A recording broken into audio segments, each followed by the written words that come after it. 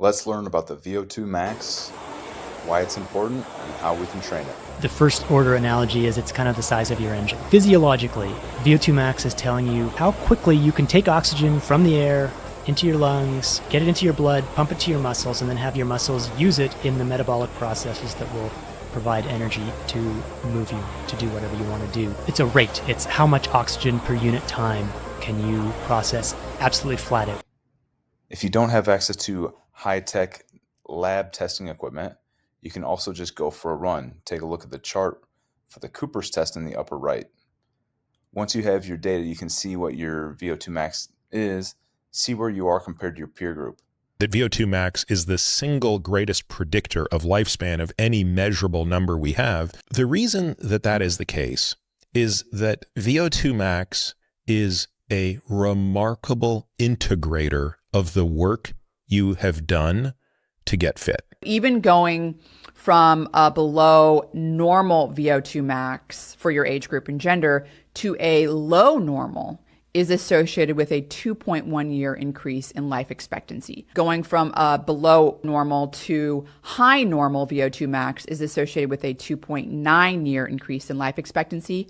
And going even further to the upper limit of normal is associated with 4.9 years, so almost 5-year increase in life expectancy. On average, each unit increase in Vo2 max is associated with a 45-day increase in life expectancy. So if we look at zone 1, this is going to be a recovery intensity. This is pretty much easy as you can go. It's not resting, but it's very, very light activity. So on the RPE scale, this is going to be anywhere from a 6 to an 8. It's going to be about 50 to 60% of your maximal heart rate. And if you're going to use the talk test to measure that intensity, it would be, you could hold a full conversation. So what you and I are doing right now, Rhonda, just talking, having a podcast, you could basically do that if you were in zone 1 or recovery intensity because you're going on an easy walk or something like that. Zone 2 intensity, people will hear about zone 2 training all the time. This is still kind of a light to a moderate intensity exercise. So it's going to correspond to an RPE of about 9 to 12, 60 to 70% of your maximal heart rate. And then the talk test, again, you should be able to have a conversation in zone 2. If someone were listening to you, they could probably tell you were exercising, but in general, you could hold pretty much a full conversation.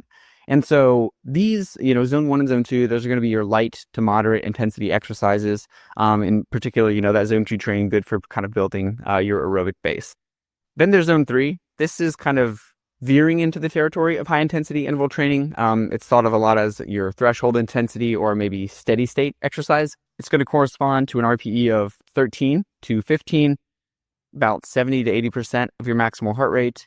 And then this is where talking gets a little bit difficult. So you could speak in broken sentences. It's still you're not gasping for air yet, but you could speak in broken sentences, and that would be a good way to indicate kind of this zone during using the talk test. And then zone 4, this is where you get into the high intensity training. So it's a 16 to 18 RPE. It's 80 to 95% of your maximal heart rate. And you could probably only speak one word or two at a time, maybe if you were trying to gauge that zone based on the talk test. And then zone 5, that's maximal exercise intensity. That's your Vo2 max. It's as hard as you can go. So RPE 19 or 20, it's 95+% of your maximal heart rate. And then you shouldn't be able to talk. So if you're doing, Tabata intervals or something like that, this is zone 5. You shouldn't be able to talk at all during that exercise intensity. What have you found to be the best approaches for improving Vo2 Max? Think about building a pyramid. The Vo2 Max is the height of the pyramid. The key for building a high Vo2 Max is saying, I'm going to spend about 80% of my aerobic training time in zone 2. So once you have that aerobic base, that other 20% of the time is used well above. And when it comes to Vo2 Max, you basically have to be in the 3 to 8 minute range is the sweet spot. So it's got to be intervals that are about 3 to 8 minutes. So 3 minutes at the low end, meaning you're doing something that is so hard, you can only do it for about 3 minutes. And at the high end, 8 minutes. If you do 3 minutes at whatever that output is, you're going to need about 3 minutes of recovery before you can do it again. So we typically say, look, a good starting point is 4x4. Let's say 3 days a week, you're going to do your cardio and it's going to be kind of the low end zone 2 cardio. 1 day a week, you pick an exertion level level that you can barely get through 4 minutes of it. You can do it, but you have a little bit left in the tank, but not much. And that you need 4 minutes to recover. And then you do that 4 times. If you ask the question, who are the most metabolically flexible, healthiest specimens we have on this planet, they are high-level endurance athletes, namely cross-country skiers, distance runners, and cyclists. We know that they have the highest VO2 maxes of any humans on the planet, and we know that they are the most metabolically flexible of any humans on this planet. How do these people train? Where is this 80-20 coming from? Where is the study that demonstrated this? These athletes and their coaches have all figured out that to produce the highest VO2 max and to produce the greatest degree of metabolic flexibility, a way to get that is about 80-20. If you try to do too much high intensity, you simply don't have the aerobic base on which to build it. You might have more mitochondria, but they're not as efficient.